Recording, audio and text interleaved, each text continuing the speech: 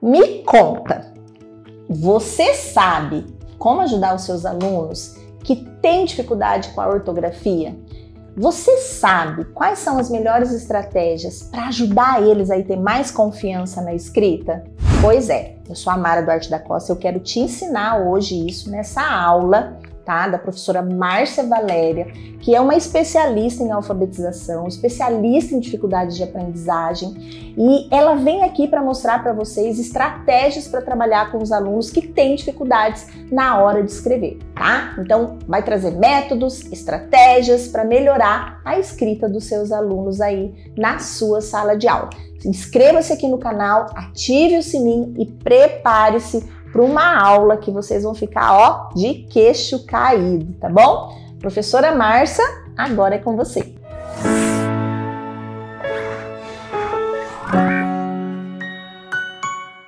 Eu vou conversar um pouquinho com vocês sobre essas questões de dificuldade de aprendizagem. Hoje a gente vai falar de meninos e meninas que têm dificuldade ortográfica, ou nós vamos falar de pessoas.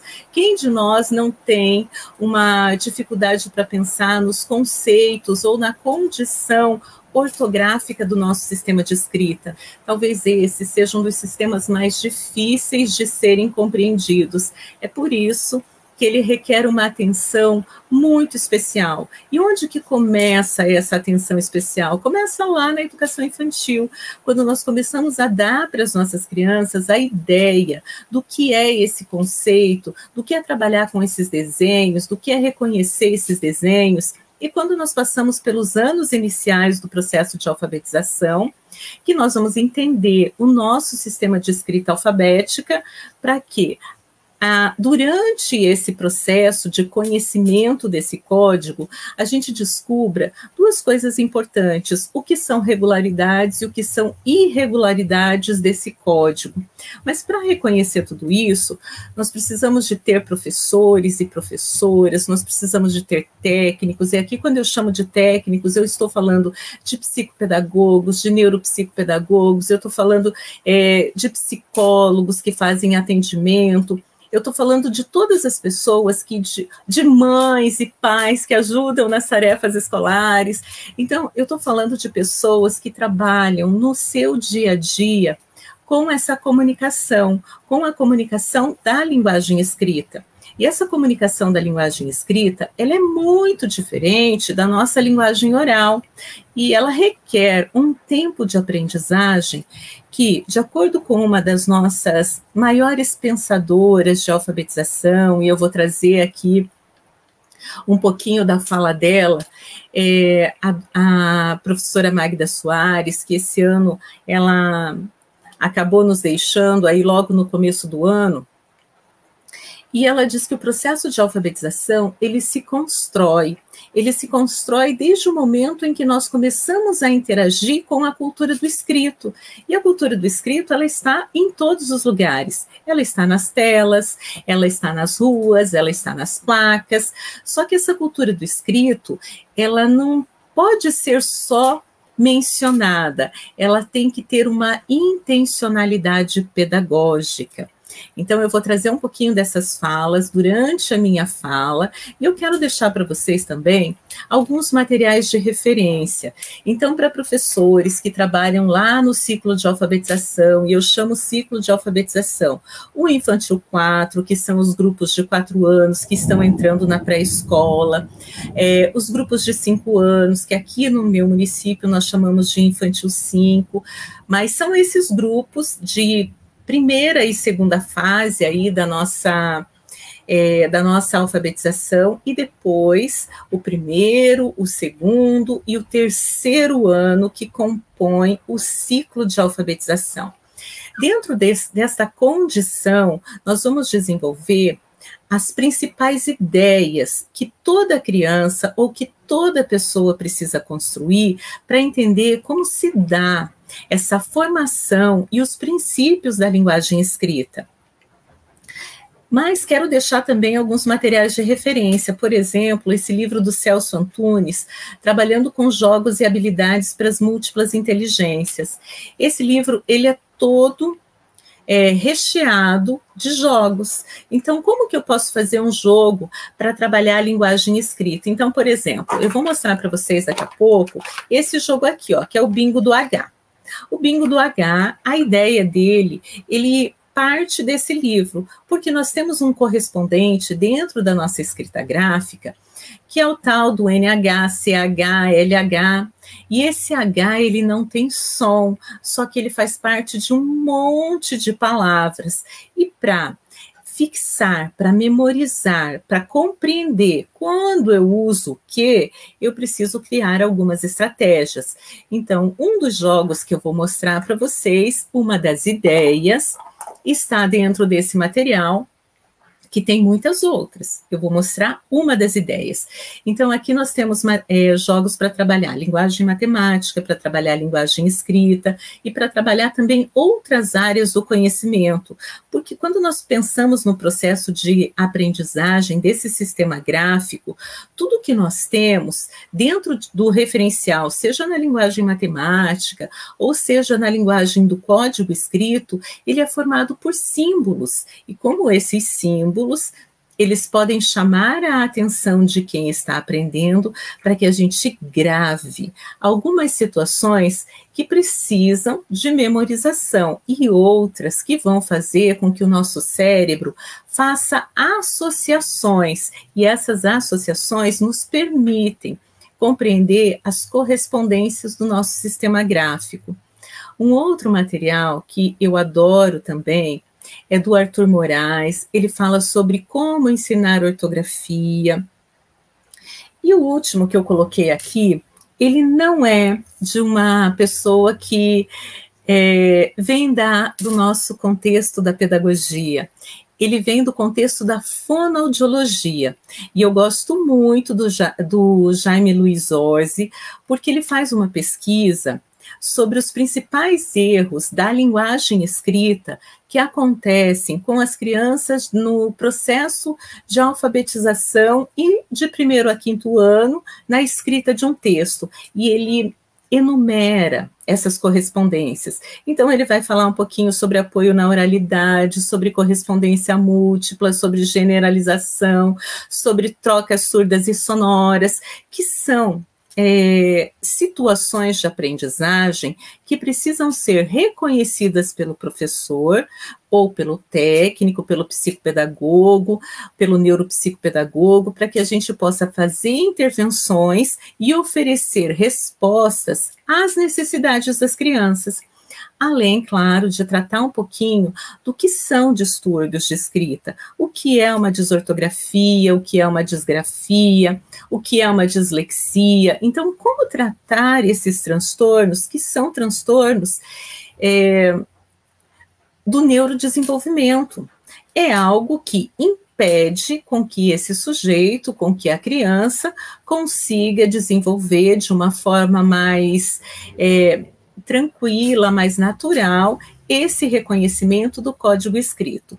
E claro, mais uma vez, eu vou deixar aqui o convite. Eu estou falando para vocês de 3 ou 4 bibliografias que fundamentam esse nosso estudo sobre o sistema gráfico, mas eles não sozinhos, existem outros recursos que também vão nos ajudar a compreender.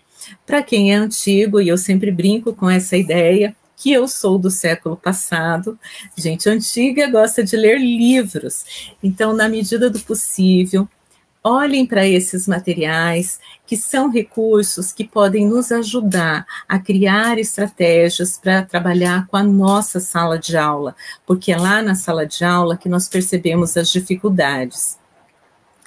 Então, dentro dessas questões aí que nós chamamos de dificuldades ortográficas, nós temos que entender que as dificuldades ortográficas, elas podem ser por meios pedagógicos. Então, os meios pedagógicos, eles podem ser um ensino, um formato de ensino não sistematizado, não organizado de maneira adequada. Ele pode ser recorrente aí de situações que impedem uma aprendizagem em um determinado momento da vida. Mas os meios psicopedagógicos, e eu vou fazer referência à psicopedagogia, porque essa é minha área, é a área que eu tenho atuado nos últimos 17 anos. Então, esses recursos psicopedagógicos, a forma como nós trabalhamos com os alunos que tenham ou não dificuldades de aprendizagem, tenham ou não transtornos do neurodesenvolvimento, de alguma forma acabam diminuindo um pouco os impactos que um processo de reconhecimento desse código, feito de uma maneira não tão tranquila, pode interferir. Vocês devem já ter recebido várias queixas, vários pais ou várias crianças dentro da sala de aula, e vocês percebem assim, parece que essa criança não memoriza, parece que essa criança não tem atenção, parece que essa criança não se concentra. Eu já falei várias vezes qual que é o som dessa palavra, qual que é o som desse fonema, e ele não consegue perceber. Então, isso são impactos que interferem no processo de aprendizagem, mas nós podemos diminuir bastante usando algumas estratégias, usando algumas metodologias que melhoram esta condição de aprendizagem. E eu vou dizer para vocês, gente, são metodologias pedagógicas, não é mágica, é só um jeito de olhar para o processo de alfabetização, de reconhecer esse código, entender que ele tem princípios e explorar esses princípios, principalmente de leitura. Atualmente, nós temos crianças que são crianças das telas, e essa também tem sido uma fala muito recorrente. Bom, são crianças das telas, estão consumindo conteúdos, e se elas estão consumindo conteúdos das telas, eu tenho que usar esse recurso como fonte pedagógica. Aí vocês vão falar assim para mim, mas nem todo mundo tem acesso a celular, nem todo mundo tem acesso a telas. Gente, as crianças têm acesso a telas. Infelizmente, hoje nós já temos um impacto grande com relação ao uso dessas telas no processo de alfabetização. Mas se elas usam, e é uma estratégia para a gente minimizar os impactos da dificuldade de aprendizagem, vamos oferecer materiais que sejam enriquecedores, com práticas e intervenções que sejam multidisciplinares, que levem em consideração a linguagem escrita, a linguagem matemática, a compreensão. Eu vou dizer uma palavra que vocês podem falar assim, nossa, mas você está falando isso no processo de alfabetização? Nós temos que memorizar regras? Sim, nossa memória no processo de alfabetização, ela é fundamental. Existe uma regra, que é a regra MN, que não tem uma explicação lógica. Como que eu digo an e digo an? Com AM ou com AN? O som é o mesmo, só que no processo de escrita, isso tem que ter uma memória, porque só 2 letras é que vão fazer o uso da letra M, as outras todas 24, e a gente vai brincar muito com essa ideia de 26 letras do alfabeto, que servem para escrever qualquer palavra, só 2 vão ser antecedentes da letra M. Logo, eu tenho que criar uma memória. Se eu crio memórias para tantas outras possibilidades, como eu não vou fazer uso dessa estratégia para pensar no nosso correspondente gráfico, no nosso sistema de escrita alfabética? E a gente tem que apresentar esse sistema de uma forma que ele seja algo único, algo inovador. Assim como eu apresento as telas, assim como eles têm uma curiosidade para reconhecer o código ou os códigos que nós temos aí nos celulares, nos tablets, nos diversos recursos tecnológicos, eu tenho que apresentar esse correspondente do nosso sistema de escrita como algo que seja único. Olha só, eu vou te apresentar umas letras, uns desenhos, e a partir do reconhecimento desses desenhos, a partir do seu correspondente, grafema, fonema, e você vai poder escrever qualquer palavra que existe, uma palavra muito grande, uma palavra muito pequena, uma palavra fácil, uma palavra difícil. Então, quando nós falamos da apresentação desse código, seja na educação infantil, seja no processo de alfabetização, seja com crianças com dificuldades e sem dificuldades de aprendizagem, a gente tem que mostrar para esses meninos e meninas, para os professores, para os pais, para os técnicos, né? Que esse é um sistema único e que é a partir da compreensão e a compreensão do código que a gente vai dar conta de todo esse processo de regularidade e irregularidade do nosso sistema de escrita. O que são irregularidades? O nosso sistema de escrita, ele não é formado só por consoante vogal. Então, durante muito tempo, nós tivemos uma ideia de alfabetização que trabalhava com esse produto consoante vogal. Só que, quando nós olhamos para o nosso mundo escrito, quando nós olhamos para essa cultura que está aí, disposta nas telas, está disposta nos muros, está disposta nos outdoor, está disposta nas telas de celular, ela não é só consoante vogal. Ela vai ter consoante, vogal, consoante, vogal, vogal, consoante, consoante, vogal, vogal.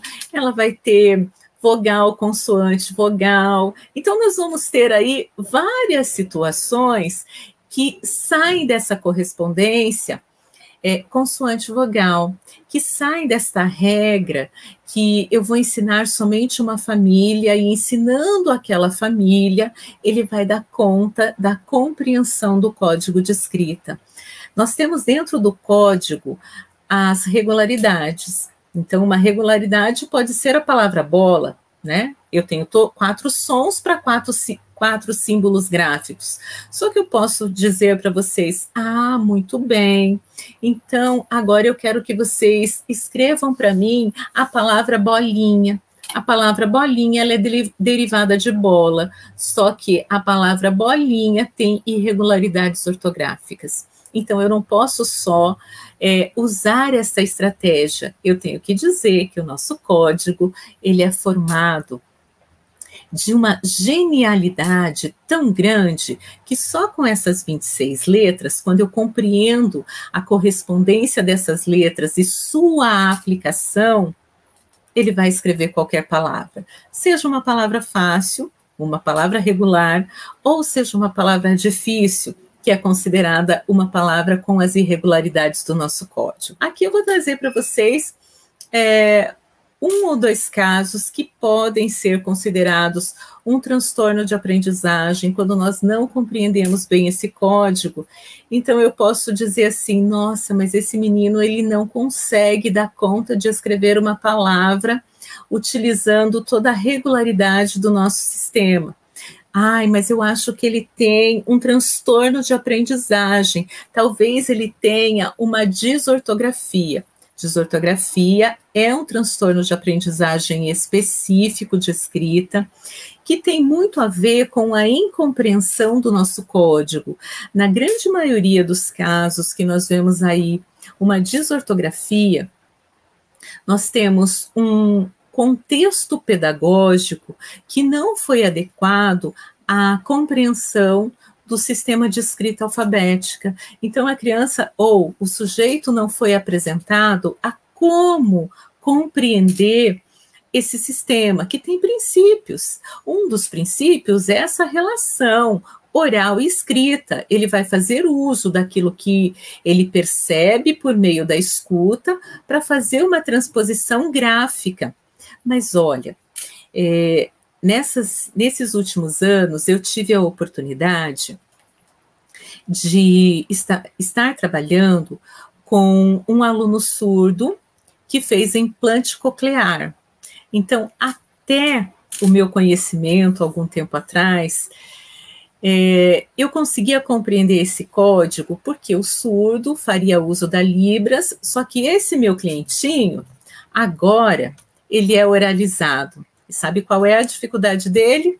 dificuldade de escrita, mas não dificuldade de escrita em ter a correspondência do código gráfico. Ele tem a dificuldade de escrita de compreender que o nosso código, ele vai ser formado por palavras, ele vai ser formado por letras isoladas, ele vai ser formado pelas notações lexicais, ele vai ser formado por acentuação gráfica, e que isso todos esses correspondentes vão fazer marcas no texto e vão nos dar a identidade do nosso sistema de escrita.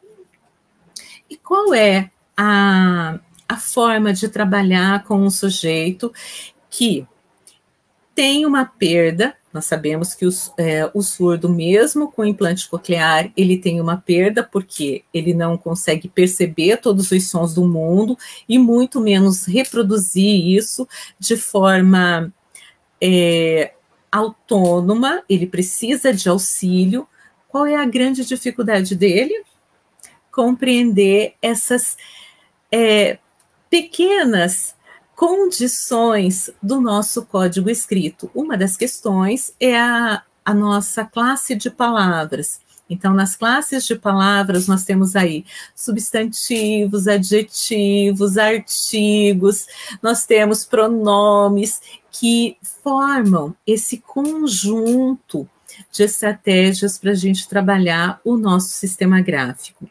Então, erros de gramática e ortografia, eles podem ser ocasionados por uma não organização desse código, porque talvez esse menino ou essa menina, ele não tenha compreendido como se dá o processo de escrita, ele não faça uso disso de uma maneira autônoma. Uma outra questão que pode acontecer, e aqui a gente busca muito os estudos do Zorzi, é a omissão de letras na formação de palavras. Eu posso ter um sujeito que escreve assim, ele quer escrever bola, mas ele escreve BLA.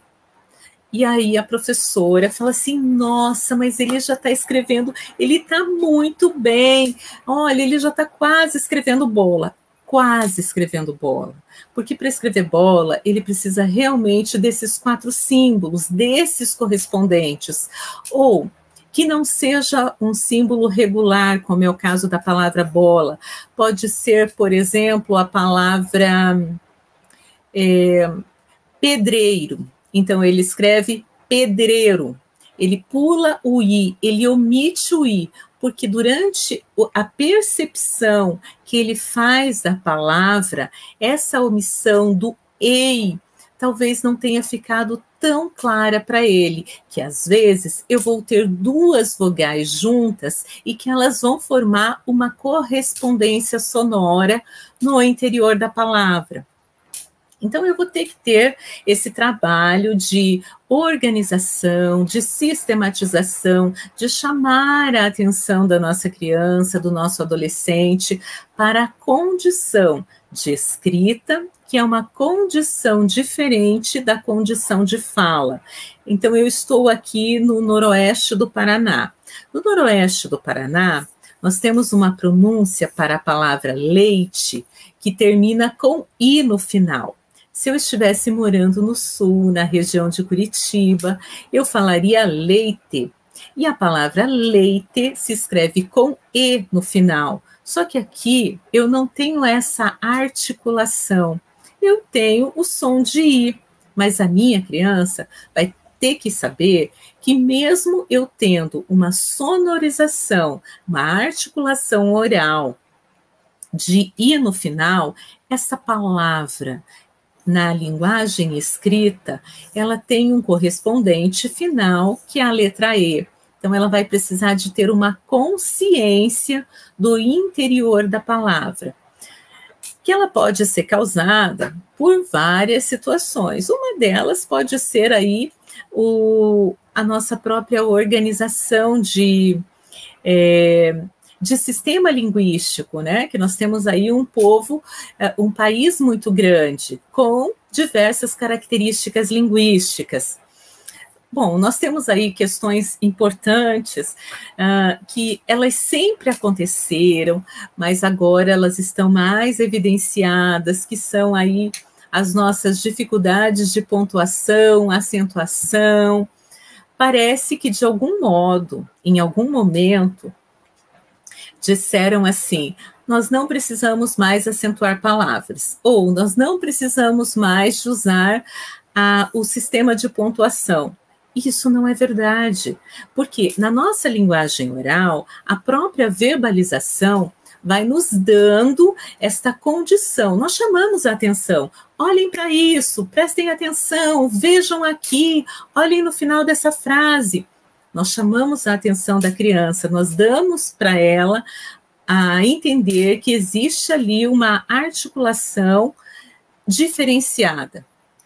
Mas, nos símbolos gráficos, quando ela não reconhece o código, ela olha para todos esses desenhos que estão aí na tela como desenhos. E esses desenhos, se não tem uma interação, ela não vai saber. Então, eu preciso dizer para ela, olha só, quando eu quero organizar uma sentença, e que ela vai ser afirmativa, eu vou usar um tipo de desenho, um tipo de pontuação. Quando eu quero chamar a atenção para uma repetição de palavras, eu vou usar um outro tipo de desenho. Então, eu tenho que mostrar para ela o porquê que nós fazemos uso dessas notações lexicais, porque elas são importantes durante a compreensão do nosso sistema gráfico. Confusão de fonemas, essa questão de confusão de fonemas é muito interessante, porque se nós pensamos no processo de alfabetização, e eu gosto de, quando a gente vai falar dessa confusão de fonemas, eu gosto de mostrar para vocês a articulação do nosso sistema de escrita, as pranchas. E eu tenho as pranchas de alfabetização, todas desenhadas na malha quadriculada, e a criança tem que perceber todo esse desenho da letra. Então, ela vai desenhar a letra M, ela vai fazer uma articulação em forma de montanha, sobe e desce, sobe e desce. Ela vai fazer a letra N, ela vai fazer a mesma coisa, ela vai fazer sobe e desce, sobe. Só que nesse processo de alfabetização, isso não parece tão simples assim, porque ela tem que criar a memória daquele desenho, ao traçado daquele desenho e transformar aquele correspondente em algo que seja inteligível. Então, para isso, ela tem que brincar com todos esses desenhos. Qual é a diferença dela fazer o símbolo, que é um círculo, puxar uma perninha para um lado, ou fazer um risquinho no meio, quando ela quer fazer a diferença entre a letra O e a letra A, usando aí talvez um correspondente só de um círculo, ou só da ideia da letra cursiva. Muito pequena. Quando eu quero mostrar para ela que existe uma diferença entre o desenho da letra A e o desenho da letra O, ela tem que perceber isso através do seu sistema tátil. Ela vai pegar a prancha, ela vai sentir como se dá o movimento desse desenho. E quando a gente faz esse movimento com o nosso sistema tátil, por meio das mãos, por meio aqui das nossas terminações nervosas, ela leva todo esse conhecimento para algumas áreas cerebrais, para áreas da memória. Então, ela acende ali campos visuais, campos sinestésicos, campos auditivos, campos perceptivos, e ela cria cada vez mais memórias. Quando ela precisa fazer uso desse recurso, ela busca isso que já está gravado. E é claro que todas essas brincadeiras, todas essas estratégias, nós temos que oferecer a partir de quando? Desde que a criança entra na escola. Ela entra na escola, lá no berçário. No berçário eu vou trabalhar com ela desenho de letra? Não, mas eu vou mostrar livros com diferentes texturas, eu vou mostrar diversos tipos de materiais, ela vai ser chamada a atenção para os murais que nós fazemos na escola, e mesmo que ela não faça nenhum tipo de traçado, porque de 0 a 3 nós não fazemos traçado, eu já estou começando a dizer para ela que existe ali uns desenhos que são mágicos e que com esses desenhos nós vamos brincar de escrever, de contar histórias, de ler. E lá no Infantil 4, no Infantil 5, eu vou começar a sistematizar tudo isso para que ela tenha um processo de alfabetização que seja significativo. Eu separei aqui, pensando nesse grupo, né, nessa ideia que nós temos aí hoje das turmas Brasil. Então, vocês devem pensar assim, mas será que a gente encontra esses materiais na internet? Se vocês entrarem nesse site que está aí na tela de vocês, www.jogos360.com.br, vocês vão encontrar esses jogos de soletrar. Então, por exemplo, você tem uma criança ou um adolescente que tenha dificuldade de escrita, e ele tem acesso ao celular da mãe, ao celular do pai, ou você está em casa lá com seu filho, você quer melhorar essa condição de organização do nosso sistema gráfico, de correspondentes gráficos que ele precisa para formar o interior de uma palavra, brinque com ele com esses jogos aí de soletrar. E lá nesse site que eu estou colocando aí para vocês, tem muitos jogos de soletrar, mas muitos mesmo. E aí vocês escolhem, fazem escolhas por nível, pode ser o nível 1, nível 2, enfim. São desafios, e vocês podem brincar com jogos de formar palavras com desenhos, formar palavras sem desenhos, formar palavras com charadas. Por exemplo, uma criança TEA que precisa sempre de uma marca com desenho, então esse é um canal importante, porque é um correspondente que ela vai ter com a linguagem escrita e que vai dando para ela uma ideia do que ela tem que fazer ali. Ela não vai precisar de uma instrução pronta, porque se vocês olharem na tela, então nós temos um desenho aqui. E esse desenho tem uns quadradinhos, e nesses quadradinhos o que essa criança vai entender? Que ela tem que colocar as letras que formam a palavra, e ela vai tendo opções de letras no cantinho da tela, e ela vai fazendo as escolhas. Se ela faz uma escolha errada, aparece uma carinha com um símbolo triste. Se ela faz uma escolha certa, aparece uma carinha com um símbolo feliz, e a letra vai compor a parte da palavra. Então, ela pode fazer isso brincando como se fosse um roda-roda, e ela pode fazer isso tentando fazer os acertos letra por letra. Então, é uma ideia para vocês usarem aí nas aulas, para vocês oferecerem para os filhos quando eles não tiverem nada para fazer. Eles querem ficar só no YouTube? Não, vamos lá, entra lá nesse site e mostrem para eles vários materiais que vão trabalhar com o nosso sistema gráfico. Então, brincar com eles, de soletrar, de compreender os sons da ortografia, de adivinhar palavras que começam com, que terminam com, brincar com palavras cruzadas, podem ser estratégias para a gente utilizar na sala de aula, para a gente brincar com essa ideia de sala de aula.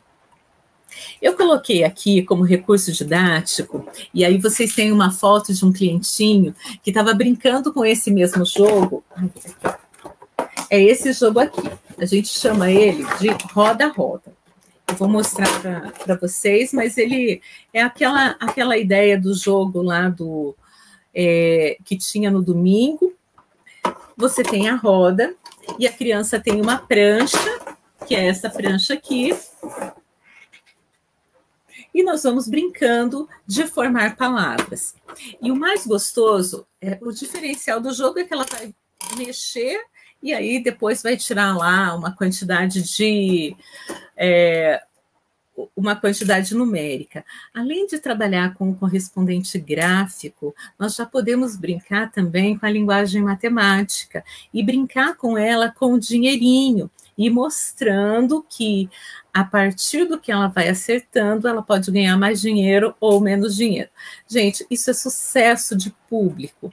Ela vai trabalhar percepção de formas visuais, o desenho e a letra, porque ela tem acesso ao alfabeto móvel para construir o interior da palavra, a dominância lateral, a orientação da escrita, a atenção visomotora. Então, todo essa organização interna dela, toda essa organização psíquica de conhecimento e reconhecimento do código, ela vai brincar soletrando. Ai, mas eu não tenho jogo soletrando. Vocês já ouviram falar daquele jogo de forca? Tem a mesma função. Então, dá para brincar de soletrando e, ao mesmo tempo, dá para brincar com um jogo como esse. Normalmente, crianças com dificuldades de aprendizagem, eu tento trabalhar com esse tipo de material prático, que foge um pouquinho daquele contexto escolar do uso de folhas, porque lá na escola ele vai usar bastante folhas. Então, dentro de um atendimento clínico, dentro da sala de recurso, eu quero que ele use os recursos que ele tenha acesso a esse material para que ele possa fazer as trocas que são necessárias, observar e dê para ele também, na medida do possível, um desenho para que ele possa identificar. Então, eu vou mostrar um pouquinho. O jogo do intruso é um dos jogos que eu mais gosto de trabalhar, para ele identificar essa correspondente sonora de início ou de final, aquilo que está sobrando dentro de uma determinada prancha. Gosto de trabalhar muito com jogos de palavra dentro de palavra, jogos de palavra secreta. Então, existem vários jogos que compreendem esse processo de alfabetização, que nos ajudam a fazer com que o sujeito perceba as nossas regularidades e irregularidades do sistema gráfico. Então, eu quero chamar a atenção de vocês para esse processo de regularidade e irregularidade. Então, quando eu tenho essa palavra aqui, tucano, eu tenho uma regularidade. Consoante vogal, consoante vogal, consoante vogal. Só que na palavra jiboia, olha só que legal, eu tenho consoante vogal, vogal, vogal, vogal. Então, eu já começo a dizer, espera, mas nem tudo é consoante vogal. Em alguns momentos, eu vou ter que mostrar para a pessoa que está aprendendo, seja para a criança ou para o adolescente, que esse sistema, que esse nosso código linguístico, ele não é tão simples assim. Deixa eu interromper aqui para voltar para vocês, e assim eu posso mostrar alguns materiais. Então, vamos começar aqui. Eu ia falar do bingo do H, né? Vou começar pelo bingo do H. Então, o bingo do H é um jogo bem tranquilo de fazer. Fiz uma instrução aqui, quando eu trabalho com vocês lá na psicopedagogia, no curso de educação infantil, ou em qualquer material que a gente vá trabalhar com a construção desse código, eu mostro por que a gente faz orientação didática. Porque, às vezes, eu quero trabalhar com uma ferramenta, mas eu não sei exatamente como que eu vou utilizar essa ferramenta, então a gente faz uma instrução didática. O que é esse jogo? São palavras que foram colocadas em cartelas. Ele não era assim a primeira vez. Eu gosto de contar essas histórias para vocês pensarem assim, mas você faz tudo isso, esses jogos são assim? Não, eles vão sofrendo alterações conforme a gente vai utilizando. Então, esse aqui, por exemplo, essas cartelas eram individuais. Só que, brincando com uma criança TEA, eu percebi que ela precisava de mais vezes repetir aquelas palavras. Então, eu construí palavras todas com NH, LH, CH, que tem essa característica de uso da letra H. Então, por exemplo, eu vou ter para sortear para ela tanto o desenho, então aqui, ó, não sei o que fica melhor de vocês verem? Ó, o desenho da cozinha, ela vai ter que identificar. Isso vale para uma criança até e uma criança com dificuldade de aprendizagem, vale para qualquer pessoa. Ou ela vai ter um outro desenho, esse está melhor, visual, uma mochila. Só que eu vou ter também, além dos desenhos, as palavras escritas. Então, ora, eu posso brincar com a ideia do desenho, ora eu posso brincar com a ideia da palavra. Eu vou mostrar para ela e ela vai ter que identificar. Se eu estou mostrando o desenho, onde que está a palavra mochila e vai marcar com a canetinha. Então, vai acontecer de eu ter várias vezes a palavra repetida.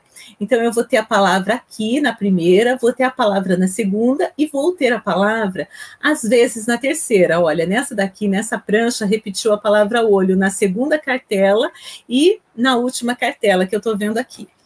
Isso faz com que a atenção da criança fique cada vez mais efetivado naquilo que ela está buscando. Então, eu dei o desenho, ela tem que encontrar a palavra. Eu dei a palavra, ela também tem que encontrar a palavra, mas ela tem que olhar no todo. Se eu estou pensando que eu quero uma memória visual, então, eu, ao invés de trabalhar uma vez, eu estou trabalhando 3 vezes. Ou seja, eu estou reproduzindo um reforço de aprendizagem com um certo disfarce. Ela vai brincar, ganha o jogo, quem acerta tudo, quem preenche tudo primeiro. É um material que tem dado bastante certo, e aqui a gente brinca assim, coloca o pai, a mãe, a criança, quem vier com a criança para brincar, e a gente brinca também, e vale sempre assim.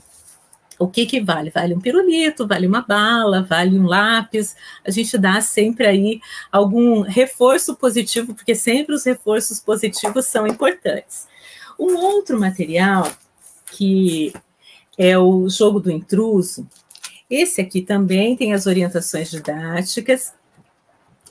E o que a gente tem aqui? Ó? Nós temos quadrinhos que tem o desenho e o nome. E o que a criança tem que fazer? Moeda, mochila, avô e morango. Qual é o que está diferente? A partir de que idade eu posso brincar com esses símbolos? Desde a educação infantil.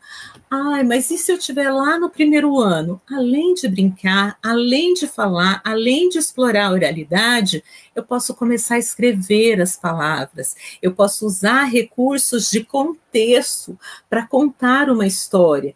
Então, o jogo é o jogo do intruso, mas ele não precisa ser só do intruso. Ele pode ser também de um contexto para formar algo que exista. E esse material está aqui, ó, nesse site. Eu gosto de mostrar, porque não fui eu que criei. Está lá, ó, Jogo do Intruso, sílaba inicial, está no professora Rafaele aq.blog.br. Eu sempre mostro esse material nas aulas e digo assim, gente, ó, isso aqui eu peguei prontinho da internet e é para a gente trabalhar com todas as idades. Então, mais um jogo aí para o processo de alfabetização. Um outro, e eu vou mostrar 2 aqui, rapidinho, que o meu tempo já está acabando, é o jogo Silabando. Então, o Silabando também tem essa ideia de trabalhar com o desenho. Aqui vocês veem que a gente já tem a ideia de sílabas. Então, eu posso trabalhar com sílabas simples e sílabas complexas ao mesmo tempo. E quando a criança já chegou numa fase um pouco mais avançada, deixa eu pegar essa aqui, que essa aqui está mais visual. Ela também vai ter o desenho e ela vai ter as sílabas para formar as palavras.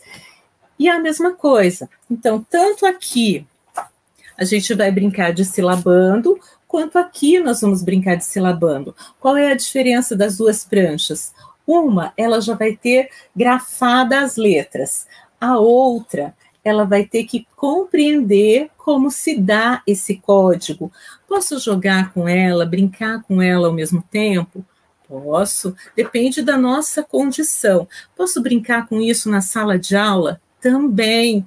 Depois que vocês constroem as pranchas, vocês podem plastificar. Usa aquela canetinha de CD, ó, essa canetinha aqui. e depois apaga com álcool 70, que vocês tenham material para trocar pela sala, e são recursos que eles sempre vão gostar de brincar, porque está trabalhando com algo que é diferente, está trabalhando com algo que tem cor, que tem movimento.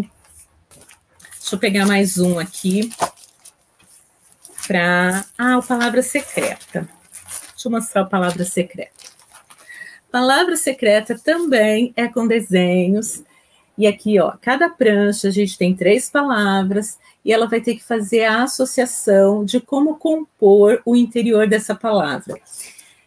Quando a gente fala de compor o interior da palavra, vai dando para ela a ideia de memorização de como vai ser a construção dessa nossa escrita, do que é o interior de uma palavra. Toda palavra tem seu interior, tem começo, meio e fim. A gente vai usar uma sequência gráfica de letras para formar esse interior dessa palavra. Sempre vai ser assim? Sim. Depois que você compreende o interior de uma palavra, você não vai modificar aquela palavra durante a escrita dela em uma nova oportunidade. Vai ser sempre do mesmo jeito. Então, quando nós falamos de alfabetização, quando falamos desse processo que se constrói no domínio da alfabetização, eu vou mostrando para esse sujeito que está aprendendo, que tem dificuldades ou que tenha facilidades, que o nosso sistema de escrita, ele é mágico. Quando eu descubro a sequência de uma palavra, vai ser igual todas as vezes. Vai ser sempre do mesmo jeito. Ela vai escrever bola, ela pode pensar numa bola de futebol, de basquete, de plástico, uma bola de ping-pong. As bolas têm funções diferentes, mas a escrita do interior da palavra vai ser a mesma. E é sempre assim, em qualquer época da vida. Uma outra, que esse aqui é novo, tá? Vou mostrar para vocês agora, primeira vez que eu estou mostrando, que tem a ver muito com a ideia de trabalhar com crianças TEA, com crianças com síndromes e transtornos, porque são as que mais a gente tem recebido nos atendimentos, são as que mais têm dado problema durante o processo de alfabetização, não porque o processo de alfabetização para ela seja diferente do que é para uma criança típica, mas porque a gente não conhece o cérebro desses sujeitos, então a gente entende hoje que o cérebro de uma criança TEA está desorganizado, então eu tenho que dar para ela uma certa organização. E aqui a gente fez um material pensando sempre no que compõe cada um desses desenhos. Então, eu vou dizer para ela, olha, a gente vai brincar de escrever, a gente vai brincar de aprender a ler. Então, como que a gente vai aprender a ler? Primeiro, ela tem que ler o desenho. Que desenho que é esse? O que ela vê aqui? Como que ela representa esse desenho através da sua oralidade? E depois eu já mostro para ela que esse desenho também vai ter uma representação escrita, também vai ter uma representação que está organizada dentro do nosso sistema de escrita alfabética. Se ela já tem o domínio do nome das letras, se ela já brincou com esses nomes em algum momento, eu deixo ela usar o alfabeto móvel. Se ela já quer brincar de escrever, se ela já tem esse correspondente, então a gente já vai fazer uso. E ao mesmo tempo, ó, nós damos pistas que são visuais. Então aqui eu tenho uma palavra, só que essa palavra tem 2 sílabas. E aí vocês podem brincar com os desenhos mais variados. Por que estão em pranchas? Porque facilita bastante o nosso trabalho. Eu vou usar com uma criança, posso apagar com álcool 70, como eu disse para vocês, e na sequência posso usar com uma outra, e a gente vai ter um material que é sempre visualmente bonito, chama a atenção dela, a escolha das imagens tem que ser com características de algo que ela reconheça, Então, vamos pensar, aqui esse material foi pensado numa criança TEA, porque essa criança TEA nós tínhamos que desenvolver não só a linguagem oral, mas também essa questão de correspondente. Olha, para uma palavra, para ela dizer que isso aqui é o limão, ela tem que ver a figura do limão e relacionar a palavra limão, mas a palavra limão, ela tem 2 sílabas, então, ó, as pistas visuais, que é o que nós precisamos mostrar durante toda a compreensão desse código. Vai chegar lá na frente, a gente vai avançar, e eu não vou ficar só brincando de escrever palavras, nós vamos escrever palavras, nós vamos escrever frases, nós vamos escrever textos, mas para chegar nesse correspondente, ela tem que entender como se dá essa linguagem. Um outro material bem gostoso... Opa, tô de ponta cabeça, deixa eu pegar uma prancha só. Um outro material bem gostoso de trabalhar é com esses de leitura. Então, vejam. Mais uma vez, eu estou explorando... Deixa eu ver se desse lado fica visualmente melhor. Fica melhor. Mais uma vez, eu estou explorando desenho, e agora aqui eu estou explorando palavras. Além do desenho, eu tenho dicas que são as dicas das palavras. Aqui eu tenho o quê? Qual que é o símbolo? O que representa esse desenho aqui? É o dinheiro. Então aqui eu tenho palavras que também tenham a ver com essa representação. Então eu quero o correspondente gráfico do desenho dinheiro. Eu tenho 3. Eu tenho a dica, eu tenho o diamante e eu tenho o dinheiro. Se a criança não lê, você vai ler com ela. Se ela já faz essa representação, ela vai percebendo que mesmo que exista uma regularidade no início da palavra, a palavra dinheiro não termina com 4 desenhos. Não termina como está escrito a palavra diamante, mas ela vai ter que perceber que a palavra dinheiro está aqui. Uma outra ideia para trabalhar com esses correspondentes, que nós vamos dando dica de desenhos e palavras, é ir perguntando o significado. Ai, não, mas me conta. Então, o que é isso? O que você está vendo aqui? Eu estou vendo dinheiro. Ah, é dinheiro. E para que isso serve? Então, ela tem que me dar a função. Ela tem que dar a função do dinheiro, do balde. Ela tem que dar a função, por exemplo, do dente.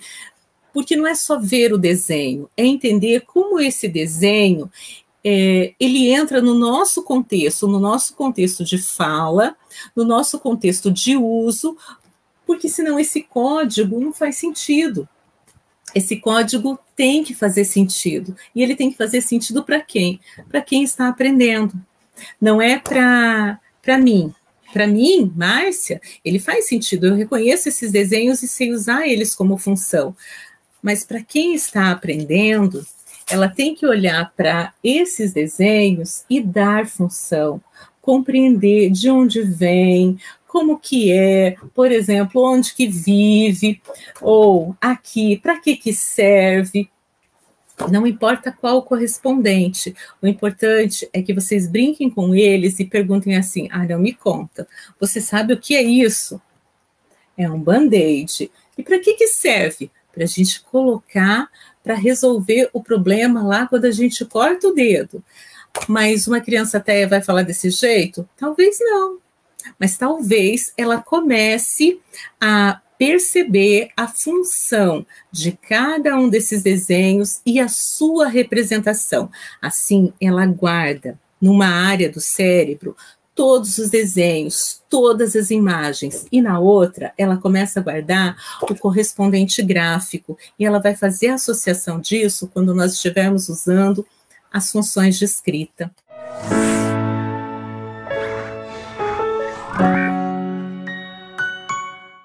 Obrigado por assistir até o final. E se você gostou desse vídeo, então não se esqueça de curtir e compartilhar com seus amigos. Isso ajuda muito a gente a disseminar o conhecimento para muito mais pessoas. E se ficou alguma dúvida ou sugestão, pode deixar aqui embaixo nos comentários que teremos o maior prazer em responder. Eu adoro quando vocês contam as histórias de vocês em sala de aula, porque isso enriquece muito a discussão. E aqui na Rema, o conhecimento não tem fim. Quer saber mais? Clique aqui no vídeo que está aparecendo na sua tela para aprender ainda mais. Até a próxima!